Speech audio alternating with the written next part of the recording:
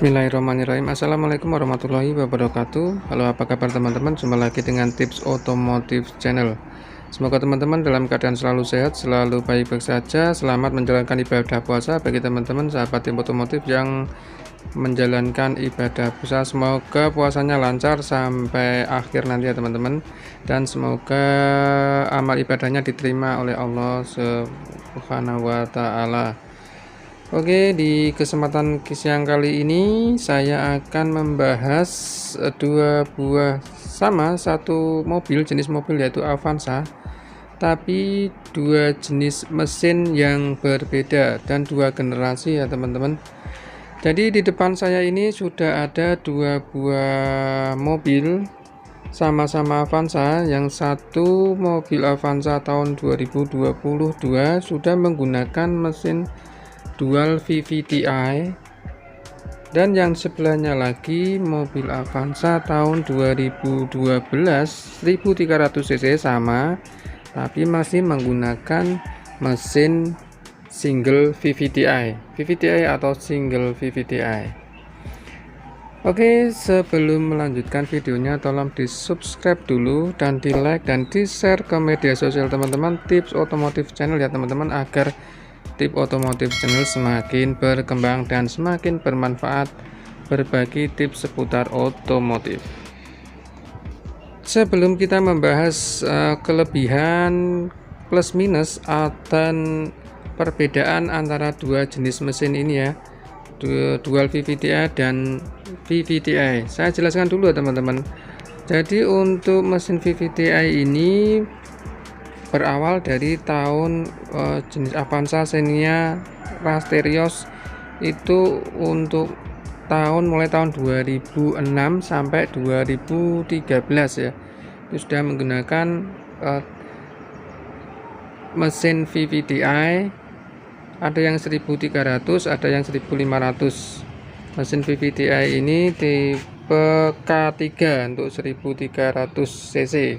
Kemudian untuk mesin Avanza Xenia Rasterios yang sudah menggunakan dual VVT-i itu untuk keluaran tahun 2014 ke atas sampai sekarang ya, ini masih sudah digunakan dual VVT-i. Kemudian kemudian apa perbedaannya? Perlu teman-teman ketahui ya, ini langsung saja saya sampaikan. Keduanya sama-sama VVT-i itu tujuannya sama-sama untuk efisiensi bahan bakar. Jadi teknologi terbaru itu menggunakan single VVT-i itu muncul untuk mengatur bukaan katup agar efisien antara campuran udara dan bensin atau bahan bakar itu bisa seefisien mungkin, maka akan lebih irit. Tujuan utama yaitu itu munculnya VVT-i. Kemudian dilanjut muncul dual VVT-i, maka ini akan lebih sempurna lagi. Ini akan lebih efisien lagi pemakaian bahan bakarnya, maka akan lebih irit. Walaupun ya, yang saya rasakan, saya pakai dua-duanya itu teman-teman, sudah saya bandingkan, untuk konsumsi bahan bakarnya itu terpaut sedikit sekali ya. Misalnya ini rata-rata 1:11 ya, 1:11. Kalau ini mampu 1:12, terpaut 1 km per 1 liter teman-teman. Itu untuk konsumsi bahan bakarnya. Kemudian yang perlu teman-teman perhatikan ya, misal teman-teman ingin membeli sebuah mobil, ingin pilih yang VVTi atau yang dual VVTi. Saya kasih tahu ya teman-teman, untuk mesin blok mesin ya, besinya itu untuk yang dual VVTi itu sudah menggunakan banyak campuran menggunakan aluminium dan tidak pure besi ya. Jadi banyak campur aluminiumnya. Kalau untuk tipe yang lama, untuk yang VVTi ini full blok mesinnya menggunakan besi. Jadi maksud saya, jadi ini lebih tahan, lebih awet ya, lebih mudah, lebih bandel gitu teman-teman. Maksudnya seperti ini.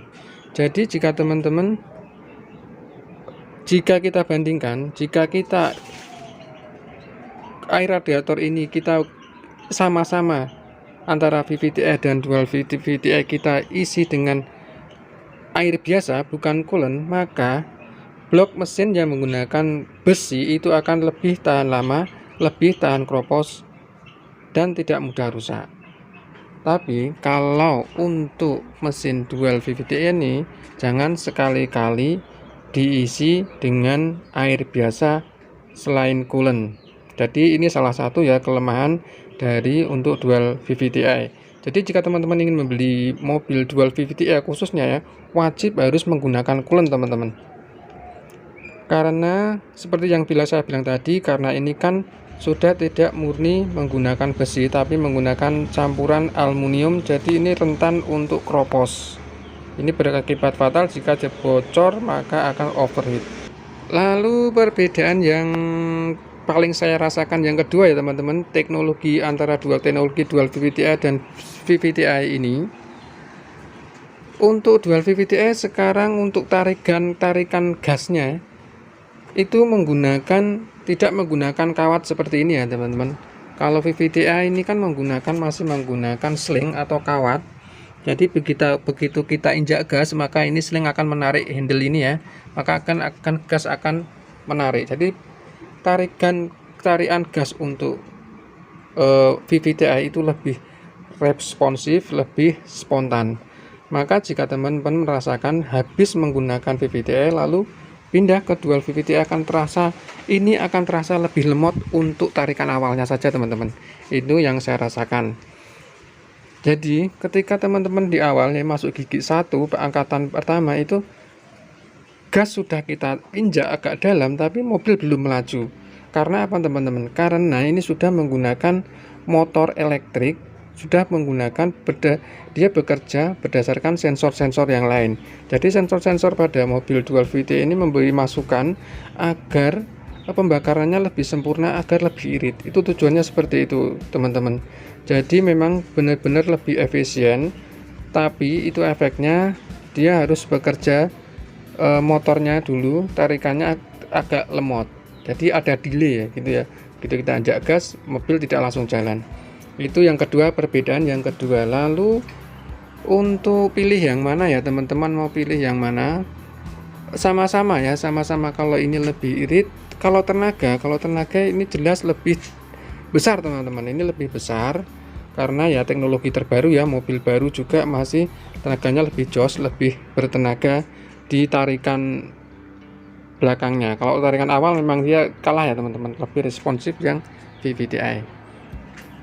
Itu untuk tenaga lebih besar yang dual VVTi karena mobil baru. Lalu kalau mau pilih yang mana, kalau lebih bandel ya, gampang perawatannya ya ini yang single VVTi karena tidak banyak sensor-sensor.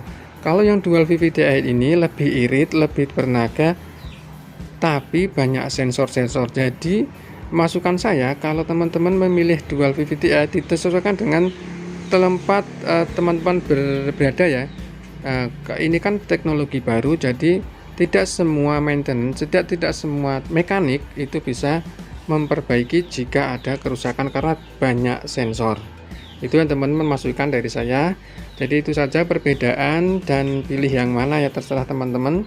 Sama-sama bagus ya, sama-sama ini cikal bakal dari teknologi VVTi, lebih simple, lebih mudah, dan lebih awet, lebih bandel ya, mudah perawatannya. Oke, lebih responsif juga, tapi ini lebih bertenaga dan lebih irit. Baik teman-teman, sampai di sini dulu video ini kali ini ya, tentang perbedaan antara dual VVTi dan single VVTi, antara Avanza 2022 dan Avanza 2012. Sampai di sini dulu video kali ini, semoga bermanfaat. Jangan lupa di like, share, dan subscribe Tips Otomotif Channel. Terima kasih teman-teman yang sudah subscribe, terima kasih telah menyaksikan video ini sampai habis, semoga bermanfaat. Mohon maaf bila ada kekurangan dan kesalahan. Wassalamualaikum warahmatullahi wabarakatuh.